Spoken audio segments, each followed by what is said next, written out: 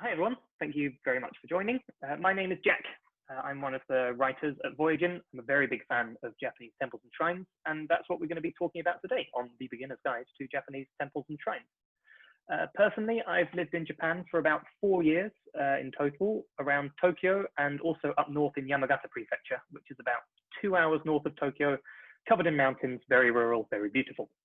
And in that time, I've visited plenty of religious sites all around Japan. And I'm going to be talking about some of them today. Some of these photos are in fact mine, which I'm very proud of. A little about us, Voyagin. We are one of Asia's largest travel agencies.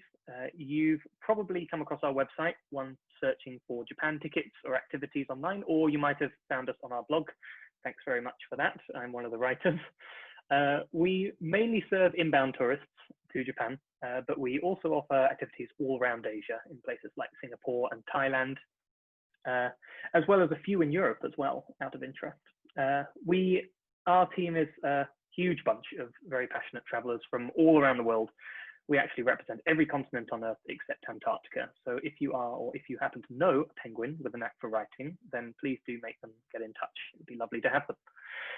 Right, that's my introduction, Voyagin's introduction finished. It looks like we've got a fair number of people ready and waiting to get on with it, so let's do so. This presentation, it was inspired by a series of posts on our blog that have been quite popular amongst a lot of people. And like most visitors to Japan, I think, given that I know a few of you personally, I know you have been to Japan or even live in Japan. But if you've been to Japan or even seen some pictures of Japan, you've probably seen a temple or a shrine before, but you might not be quite sure what the difference between the two is. Hopefully by the end of this hour, you are not only going to know the differences, but you're also going to be able to enjoy them on a much deeper level next time you visit, whenever the case may be. Hopefully you're all staying safe in lockdown. This presentation is going to be broken into 2 sessions. And we're going to be having a 5-minute break in between them. And then, as I've said before, we're going to be ending the final session with a Q&A. So as I said, any questions you have, stick them in the chat, and I'll be reading through them and answering as many as I can later on. Right, so let's get started with a fancy transition. Woo! Okay, so today I will be talking you through some of the things I've learned on my travels, as well as some of the things I've learned in researching for this live cast, to be honest. That means we're going to be looking a little bit at the history of religion in Japan, the difference between temples and shrines as a big point, and also what you as a visitor to them can be doing. Right, I'll also be sending out a handout after all this, so don't feel like you need to be taking loads of notes. I'll be writing this all down with some relevant links and some handy tips and things like that. So most of you can probably picture a Japanese temple or a shrine in your head. They've got these big famous torii gates, that's these guys on the left. They've got fancy swooping roofs, they've got gorgeous architecture. These pictures are actually all from the major shrine in Tokyo, which if people visit one shrine in Japan, it's probably this one. Unfortunately, I had to wake up at about 4:30 a.m. to get these photos, so you are unlikely to see it this empty, I'm afraid. But know that if you're willing to get up very early, then it will be. However, even though it's a really iconic shrine, it's actually kind of a weird one, as we will see later on. When I started traveling around Japan, and I've done a few big trips, I knew that temples and shrines must be different because they've obviously got different names. And I had an idea that one was for Shinto and one was for Buddhism, is often the one-line explanation.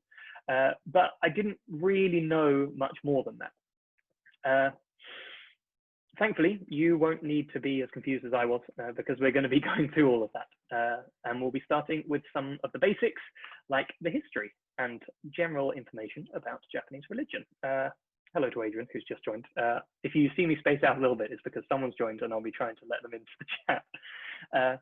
Okay, so yeah, Japanese religion in a nutshell. It is all very well to say that shrines are Shinto and temples are Buddhist, but we should probably establish what those sort of things are. Shinto is a religion that's native to Japan. It probably came about in the prehistoric Jomon period, about 1000 BCE, so about 3000 years ago. And it's based on the worship of kami, which are classically untranslatable, meaning something like gods or spirits. Kami can personify forces of nature. They can occupy physical geographical landmarks like Mount Fuji, for example, is a kami.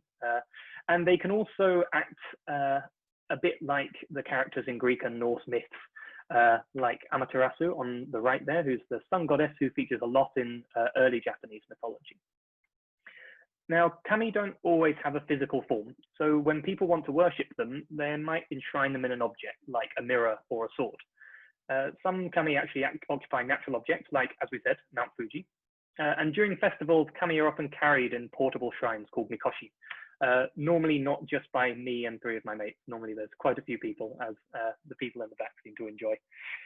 But basically what this means is that shrines are only really for humans. Kami don't actually need anything physical. They can go about their business however they want. The physical objects are so that humans can actually focus their worship on something. This means that a lot of early Shinto worship didn't actually use shrines at all, or maybe if they did, they used really simple temporary structures, maybe just for a single harvest season or even a single worship session. Shinto is a very folk-orientated religion as well. So for a very long time, it didn't really have formal priests or formal doctrine or any sort of central authority deciding how things are. So actually, it has often been argued that for most of its history, Shinto is more like a collection of local beliefs rather than a formalized religion like we like to think. Buddhism, on the other hand, is based on the teachings of Siddhartha Gautama in India around the 5th or 6th century BCE. It came to Japan through China and Korea from India in about the 6th century. There might be some a little earlier, but it's early 6th century, which is the official appearance in Japan. And that's obviously a very long journey from India to Japan. And over that time, Buddhism adapted itself to local religions, and it took on deities and traditions from things like Hinduism, Taoism, and other local customs along the way. Shinto and Buddhism might seem very different, but if you start looking at temples and shrines in practice, you'll see a lot of things that look a little bit out of place. Mount Haguro in Yamagata Prefecture, so near where I used to live, that's on the left, is a really famous holy Shinto mountain, but its most famous feature is the 5-story Buddhist pagoda that it's got on the mountain. Whereas Shitenoji in Osaka, which is in fact the oldest state-built Buddhist temple in the world, has got a Shinto torii over one of its entrances. This is kind of weird, and that's before we get to the fact that the architecture in a more general sense between temples and shrines is really similar. So here's the Meiji Shrine again, and here's Zojoji Temple, which is near Tokyo Tower. That's the word. So there is a reason for this, and that reason, and our word of the day probably, is syncretism. This is the mixing of 2 religions, and more specifically in Japan, it's Shinbutsu Shugo. This is the mixture of Buddhism and Shinto. It basically means the combination of Buddhism and Shinto. If you can remember Shinbutsu Shugo at the end, you will get some bonus points. So Buddhism had already taken on some deities from India and China. So when it came to Japan, kami were a reasonably easy fit. Sometimes this came from arguing on the Buddhist side that kami were basically subject to karma like everything else, and thus they need help from Buddhas. Sometimes it came the other way, and it was argued that Buddhas are basically foreign kami, so we need to build shrines to them. And later on, you even got some kami who are Buddhas themselves. So this is Hachiman. He's a god of war and archery, a kami, I suppose, of war and archery. But here he's pictured in Buddhist robes holding Buddhist prayer beads with a Buddhist staff. He is a syncretic deity. So he is a deity that comes from both Buddhism and Shinto, embodied in the single deity.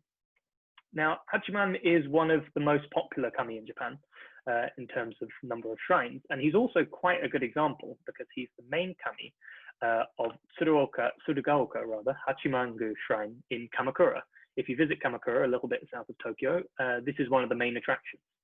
And even though it's a Shinto shrine, this layout with the really big impressive gate and the wide paths with stone steps, it's a very Buddhist style of architecture, a lot more like you'd see in Kyoto or somewhere like that.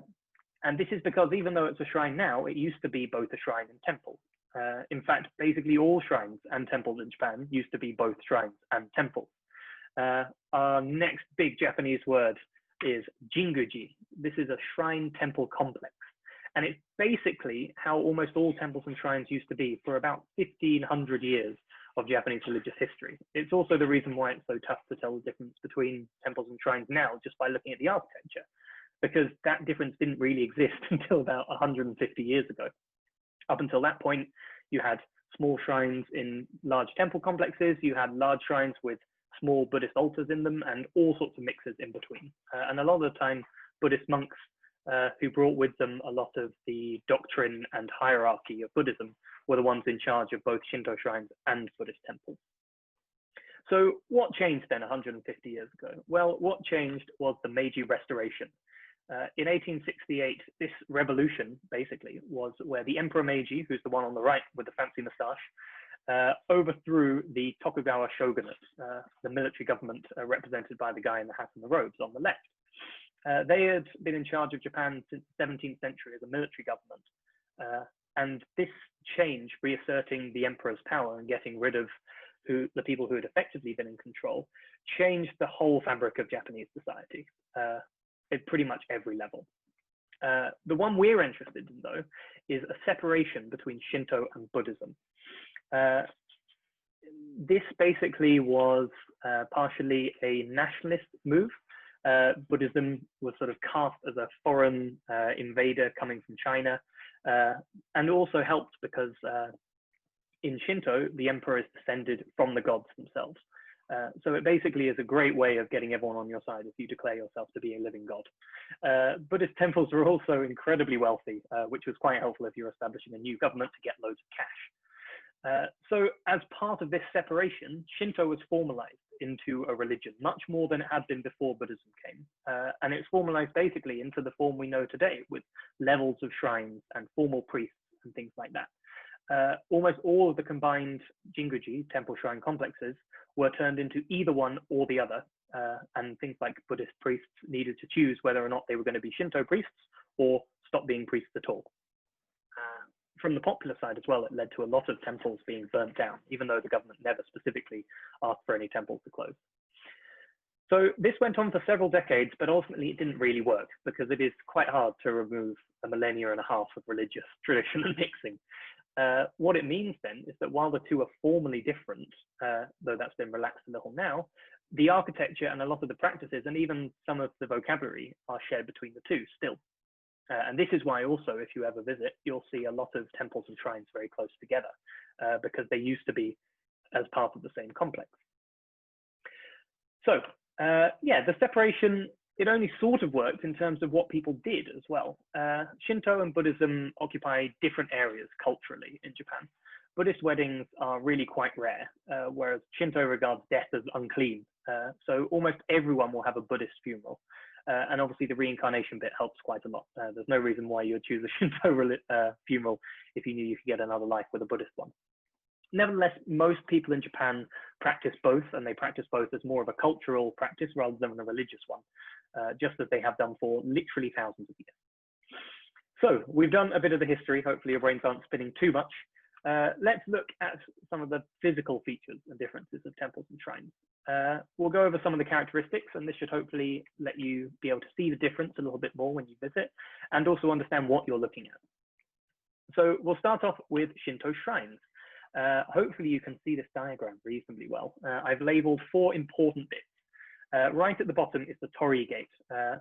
We've seen lots of pictures of that already in the presentation. These are one of the main characteristics of Shinto shrines, so as we've seen, not perfect ones. These basically mark the division between the everyday and the sacred or the divine. So you'll walk through one of these, and that is sort of your formal entrance to a Shinto shrine. Next up is the temizuya, which is normally a big basin with some small fountains and ladles, which you use to wash your hands and your mouth to purify yourself before you go to pray.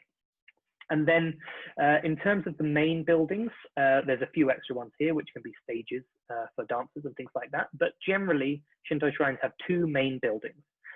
You've got the one in front, so this is third from the bottom, the Haiden, and this is basically where people will go. This is where almost all, as far as most people will ever go in a Shinto shrine. This is the place where you do your worship. This is where the congregation sits. This is normally where the priests deliver any sermons or things like that too. And then behind it, normally linked sometimes with a little archway or sometimes with a bridge or sometimes just with a little path, is the honden. And this is where the kami lives, for want of a better word. It's where it's enshrined.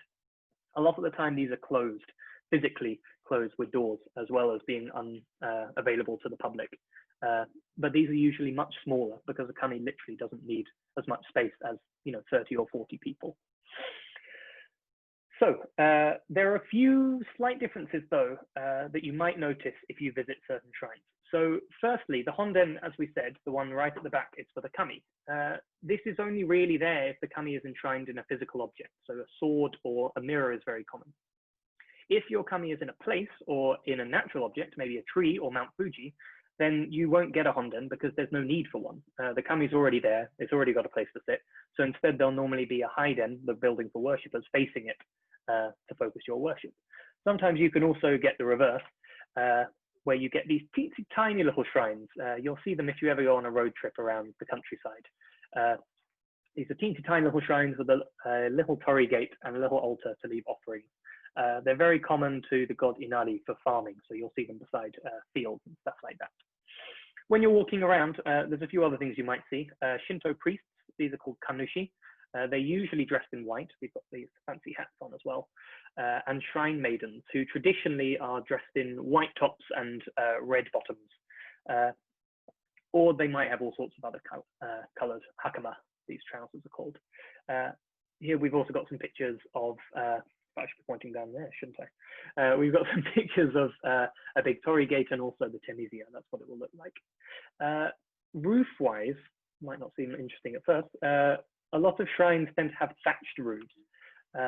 These might also be decorated with these big sticky outy bits called chigi, these big cross bits, and katsuogi are the exposed beams coming outwards. This is a very common Shinto technique, building technique, and a really good way of telling Shinto shrine if you see one.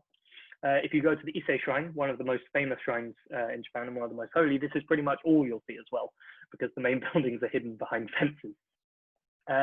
So moving on to Buddhist temples, this little example has 3, so don't worry, they're not normally this enormous.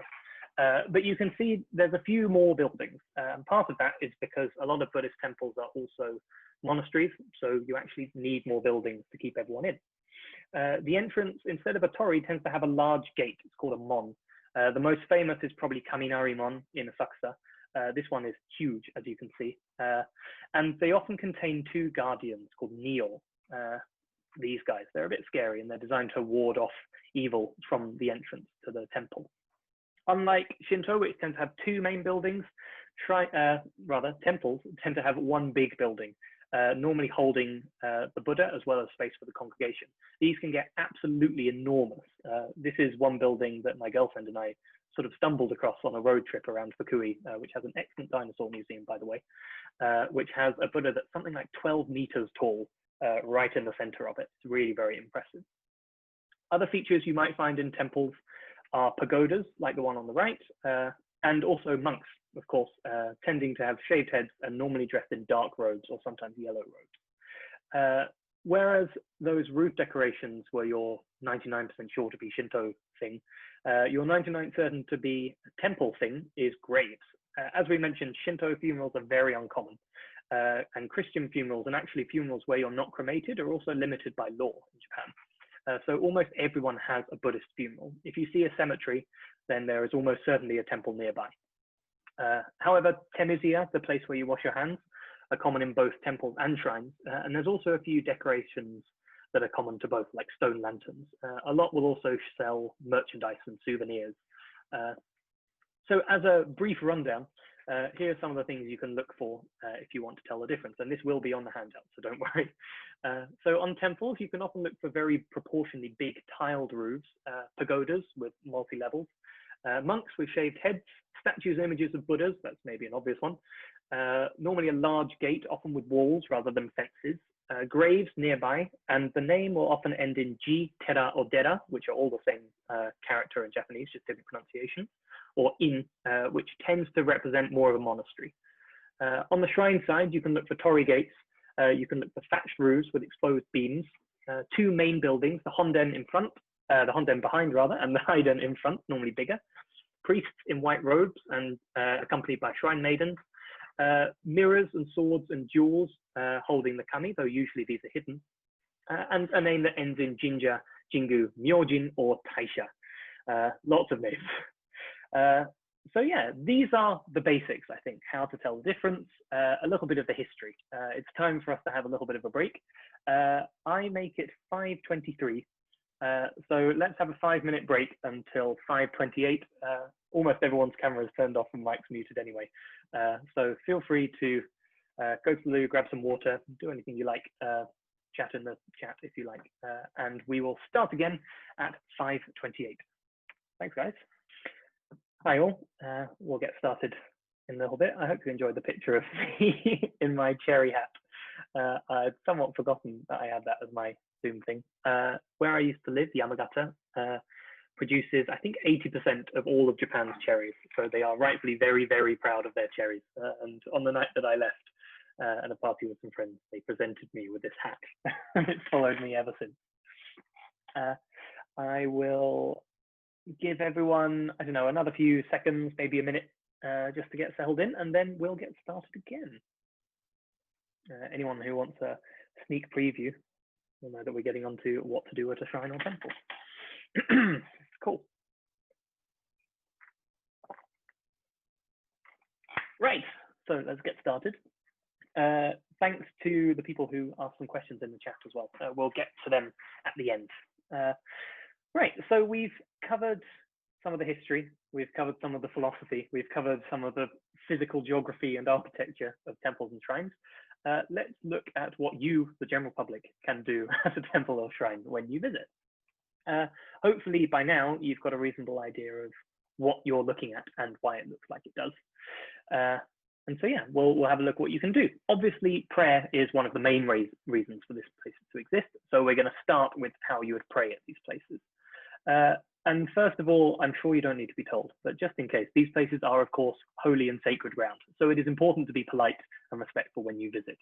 This might be a bit more obvious in the small, silent, sort of very spiritual Shinto shrines than somewhere like Sensoji in Asakusa, which is full of people and market stalls.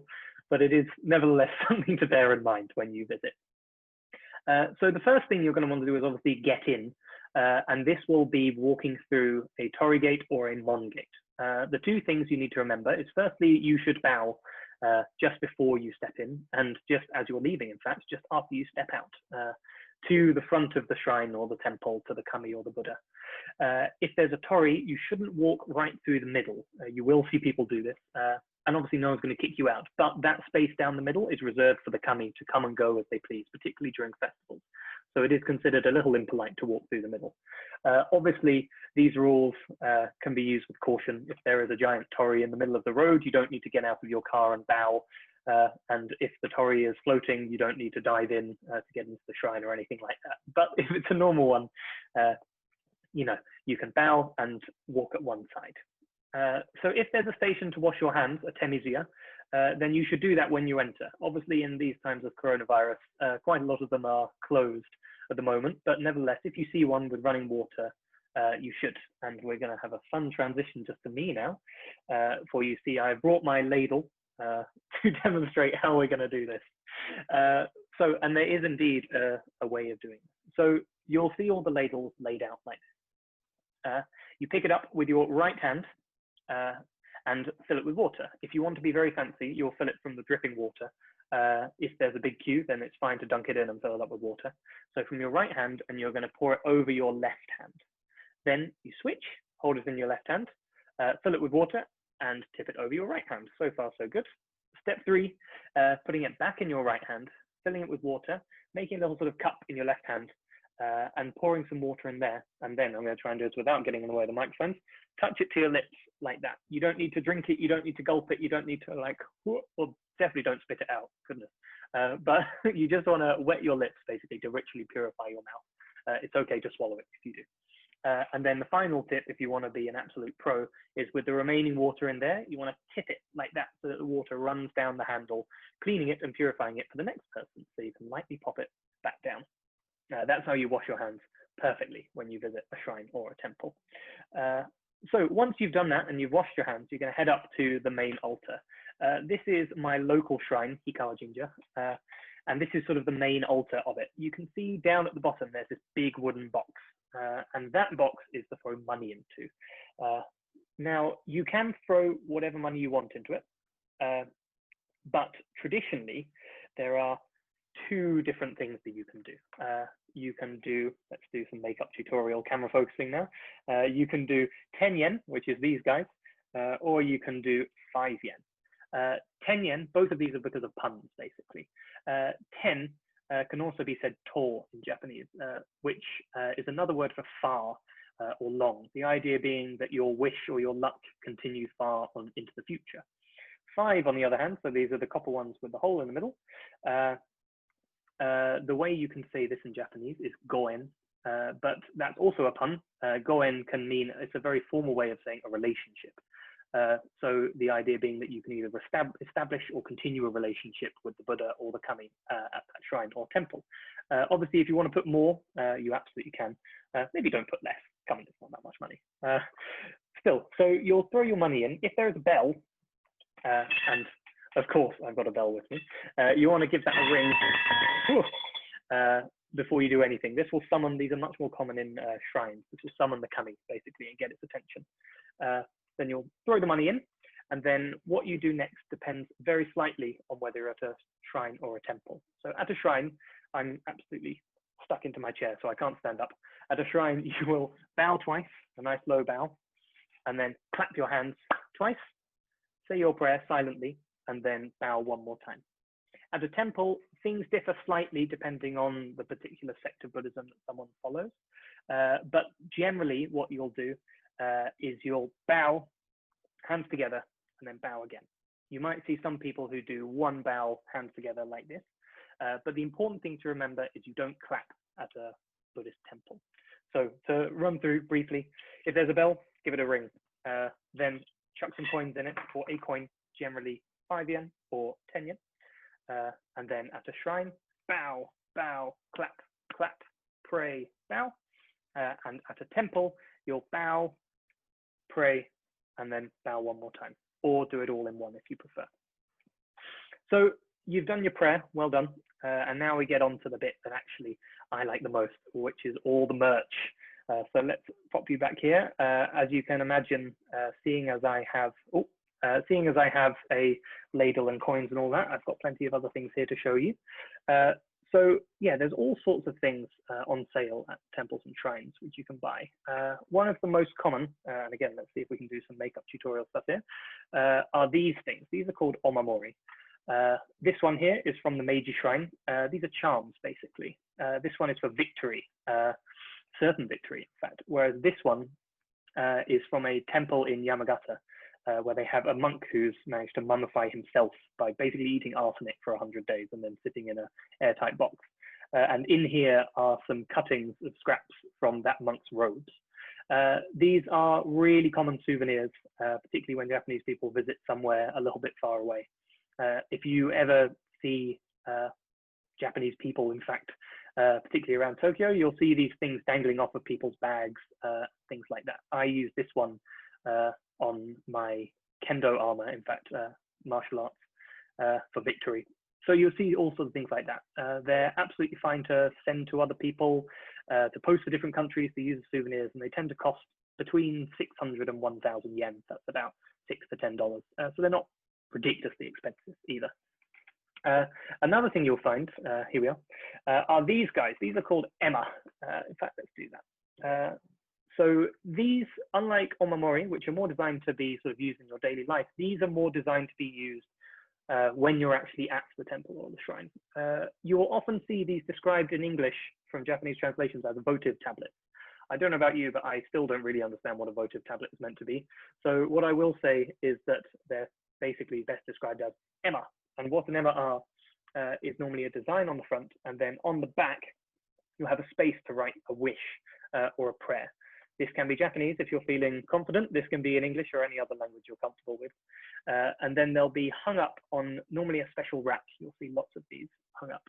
And then after a certain period of time, the priest or the monks will take them and normally ritually burn them, which is said to basically release your thoughts, wishes, and prayers to whatever deity is enshrined in that temple or shrine. These are particularly places like the Meiji Shrine where I got this. You'll see absolutely loads of these. Completing the trifecta of really common things that people spend money on in temples and shrines are these guys. These are called omikuji. There we are. These are fortunes, basically. You'll often see them in sort of boxes with a little slot to put money, usually 100 yen, and then all of these wrapped up, which you'll dig your hand in. Sometimes they're numbered, number 3, and then unwrap. And in it, as you can see, there's quite a lot written. These can give you instructions for everything from international travel to business relationships to whether or not you should move house to childbirth. But they also generally at the top have a general luck score. This one's pretty good. This is daikichi, or really big luck. These are cheap, and a lot of the time in major temples and shrines, like the Meiji Shrine or Sensoji in Asakusa, which is a temple, you'll have English versions as well. If it's a good fortune, you should take it with you because the fortune will follow you around. If it's a bad fortune, then the fortune is going to follow you around. So you'll see them tied up on wires or trees around temples and shrines. And you should do this if you get a bad fortune. We've got a pretty in-depth blog post explaining a lot of the meanings of this. If I tried to do it here, then this would get very long indeed, which will be in the handout, so check that out. Those are the main things. My personal favorite are these books called Goshuincho.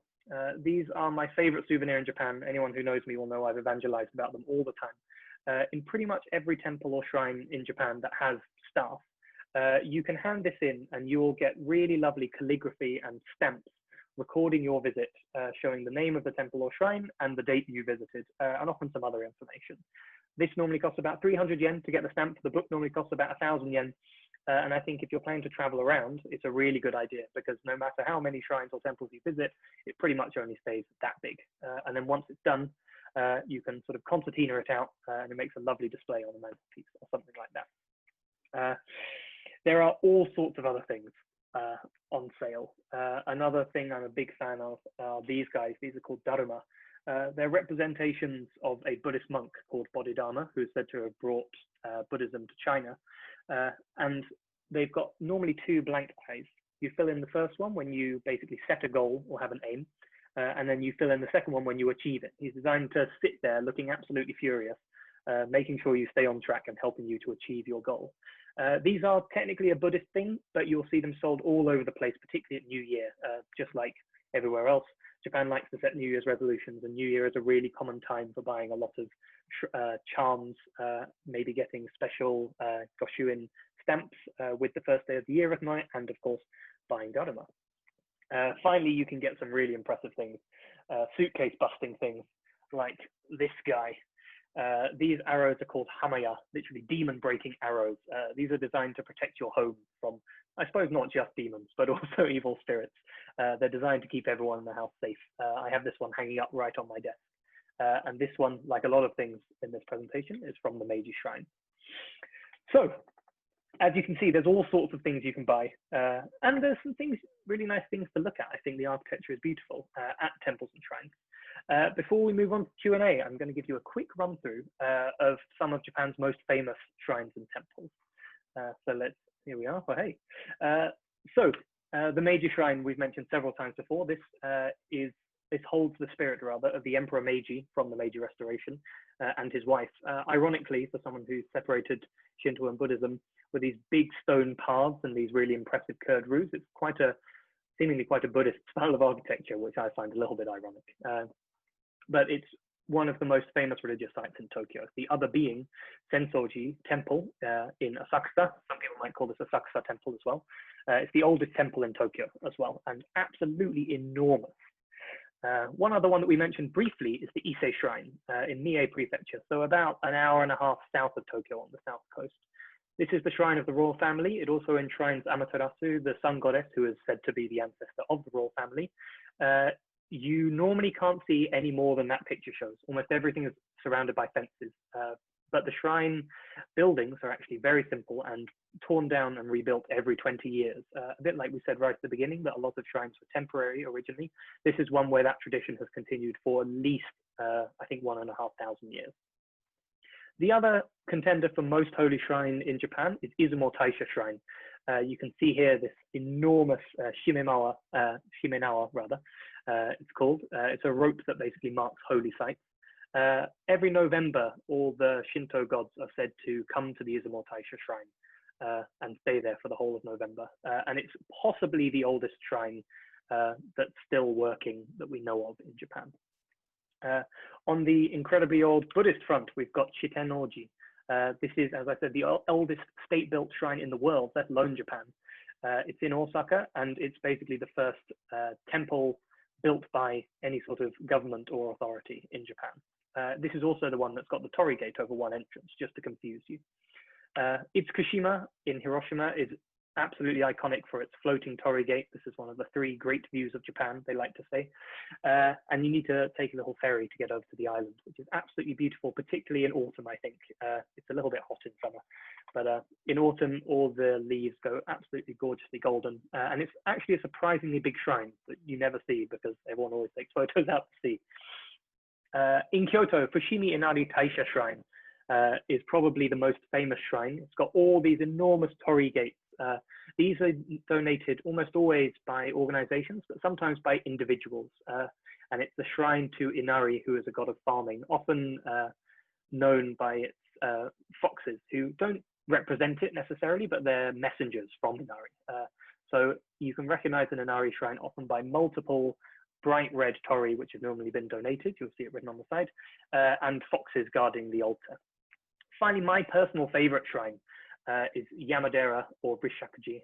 It's in Yamagata Prefecture, and I really love it because it stretches up a whole mountain. In winter, it's a very treacherous walk. In autumn, it's a lovely walk. In summer, it's absolutely hideous because it's so hot and sweaty. It's where I started my Goshuin-cho with 7 different stations to get stamps.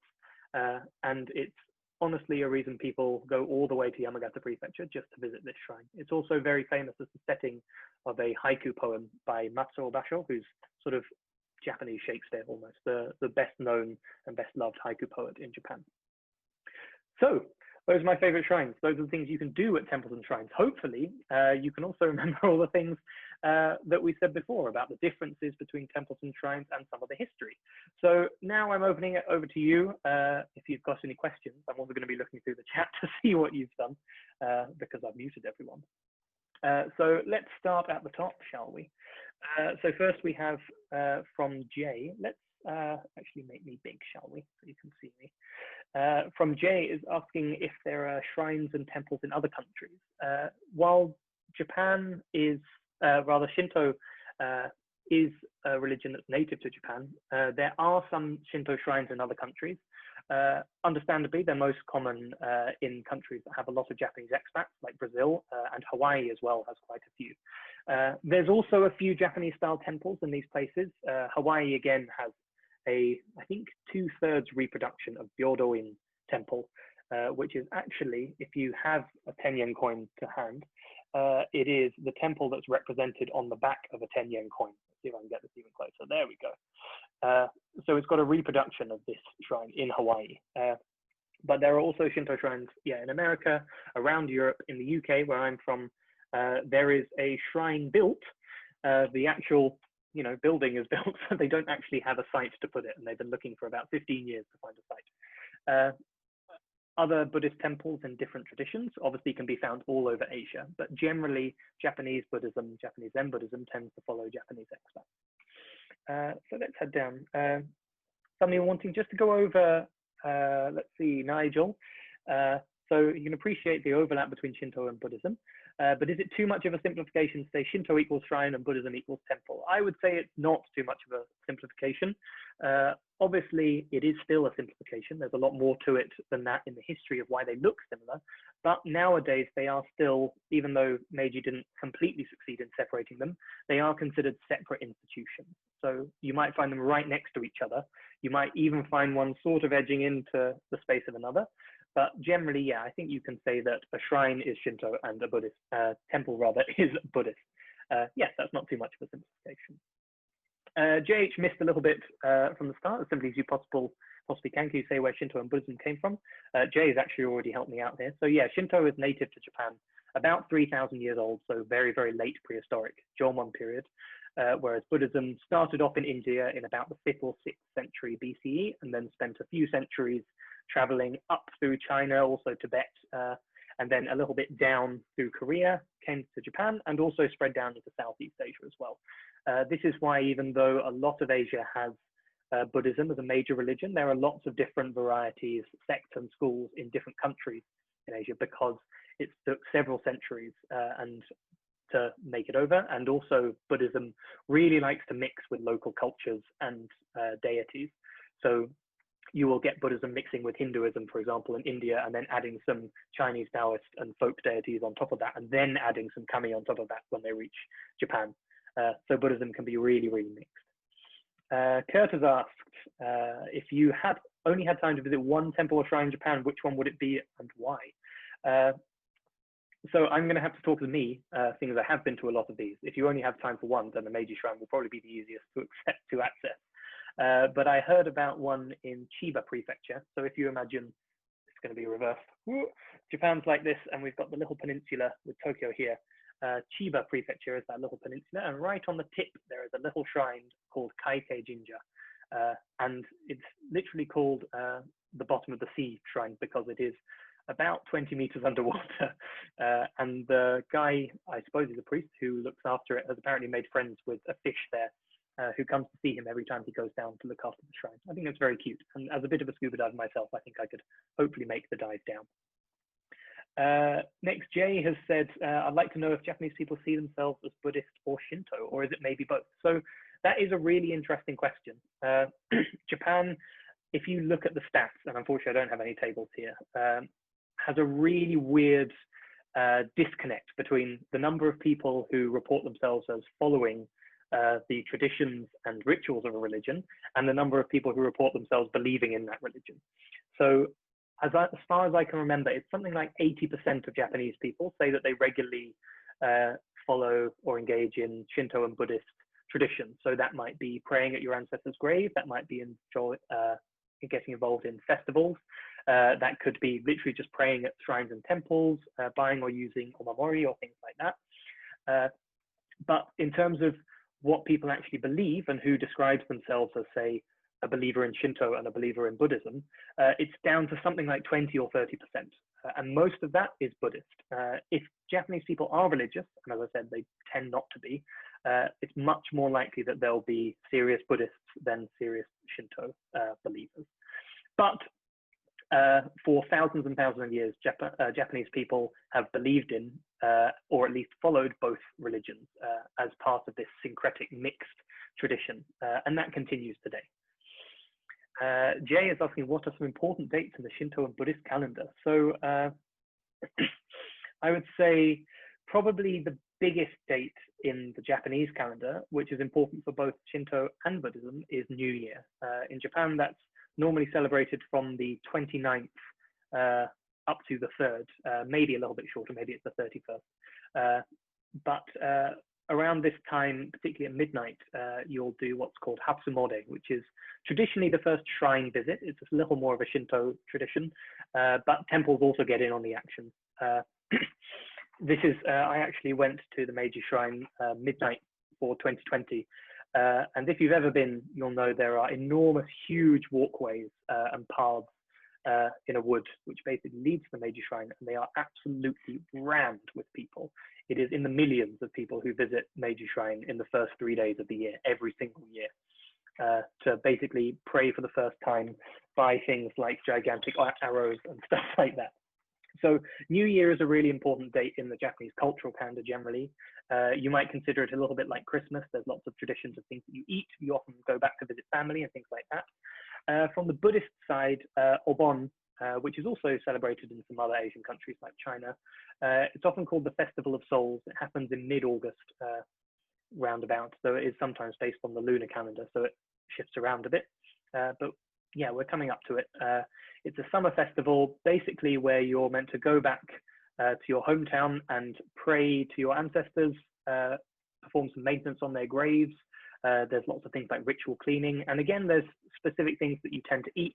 This is normally when all the kids who've gone down to Tokyo will come back up to places like Yamagata, where they're actually from, to visit their parents, see their hometown again, pray at their ancestors' graves and things like that. This is when a lot of festivals happen as well. There's lots of dances called Bon Odori that occur around this time. And most companies as well will give you some time off for a Bon to basically go back to your hometown. So do be warned if you're visiting. We have a post on the blog, in fact, about important national holidays in Japan, and that is one of them. So beware if you're visiting in mid-August, because some things might be closed.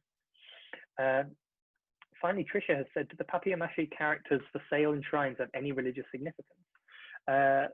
Now, I don't think I've got any with me right now. While daruma are made of papier-mâché, I think I know what you mean. You will often find shrines or temples that might be associated with a particular animal or something like that. For example, Kuma no Taisha, a large shrine up in Yamagata where I used to live, in fact, the source of this bell, is very associated with rabbits. So there's lots of wood carvings with rabbits. And you'll often find little models of rabbits as well for sale. It really depends, depending on where you are, what these could mean. The most common ones are either a holder for omikuji, so you might find little statues and then these will be sort of rolled up and stuffed in, so you can basically pick one of the identical models and find your fortune inside. Or they might be charms like omamori. Normally, you might be able to tell from the printing, you might be able to ask or see where they're actually situated in amongst all the other merch. But as far as I know, there isn't a fixed tradition of what one of those things might mean, sort of being a souvenir like a lot of these things are. Finally, Jay, it seems to be the last question, good because we're coming up to the end, has asked, are there religious texts in Shintoism and Buddhism? So let's start with Shintoism, I suppose. Shintoism, there are probably two main texts which are important. First is the Kojiki, which is, I think, from about the 10th century. Technically, it's a history of Japan, but like a lot of ancient histories, if you've looked at any Greek or Roman histories, they tend to go back to the very founding of the world for whatever reason. So that's where we get a lot of our Shinto myths from. It's from the Kojiki, and also the Manyoshu, which is in about the 11th century. It's a collection of poems and also a little bit of history. Those two are sort of the foundational texts in our understanding of Shintoism, though, as I said, Shinto for a very, very long time didn't have really much by way of formal priests or doctrine or things like that. So there aren't really Shinto texts that are studied like you might study the Bible or something like that nowadays. In Buddhism, there are absolutely loads. The sutras are probably the foundations of Buddhism. These are normally presented as records of what the Buddha, the original one in India, said, either as lectures or as conversations with disciples. But it can really differ depending on the different sect of Buddhism you're talking about, how much those texts mean something. So in Zen Buddhism, for example, it tends not to use religious texts very much. It instead tends to rely a lot more on the relationship between student and teacher. And there's often an idea that enlightenment is something that you come to through your own understanding rather than something that you can study and learn. Soto Zen, which is a reasonably popular sect, school of Zen rather, in Japan, is really, really, really kind of anti-text and even doesn't really think you should be doing anything other than meditating when you feel it's right, because it should all be coming from within. There are other traditions which might be a lot more spiritual and a lot more focused on reading and studying, and particularly once you get to places like Tibet and a bit closer to India, you can find a much more structured kind of Buddhism that you can learn. But in Japan, they tend to lean a little bit more towards Zen, where those texts exist, and there's definitely a lot of them, but they're not as important. Cool. That is, as far as I can tell, all the questions. We have a teeny tiny bit of time, so if anyone has any other questions, feel free to ask them. Otherwise, I think I had one little thing that might be useful in this little bit of extra time, so you can get your money's worth. And let's see if I can find the relevant picture on my phone. Okay, this is going to be a little bit lo-fi because I didn't put the picture in the presentation, but this is quite close to my house. This is a lamppost, and on it, if anyone can read Japanese, then don't answer because this is cheating. On this lamppost is a little picture of a torii. You can see it up there. You might also see, if you're wandering around Japan, actual little wooden models of torii attached to lampposts. Now, these don't represent shrines, and you tend to find them in sort of entertainment districts, like Kabukicho, or places where there are loads of bars and restaurants, rather than holy places. I wonder if anyone has any idea what it might mean. I'll give everyone, I don't know, a minute or two. Think of questions if you like, but otherwise give this a ponder, why there might be Tory on lampposts. Mm-hmm.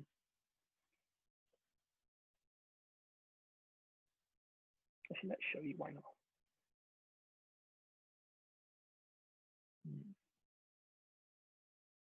It is 5:58. I'm going to give you 30 seconds. Oh, Sarah asking this has been so interesting. Thank you. Thank you very much. We are indeed going to put this on YouTube so you can watch again and share it with others. And if we really like it, then we might be doing some more of these. So I hope you've had a ponder. These, in fact, are designed as a way to stop people relieving themselves up against lampposts and other building corners. Tiffany down there can indeed read Japanese. Basically, this is marking them out as holy to make people feel too guilty to do anything like that and take it home. So not that I think anyone in this chat would be capable of such a thing, but it's something to know. All right. I think we might end it there. Thanks, Gert, for learning today. I'm going to wrap this up. Thank you very much, everyone, for coming. It's been, well, even though I couldn't hear you, it's been great to see everyone's chats. And yeah, I'll be uploading this video and sending a handout to everyone afterwards with a few more extra links and hints and tips. Okay, thank you very much, everyone. Have a good rest of your day, evening, night, afternoon, and all that. Thank you.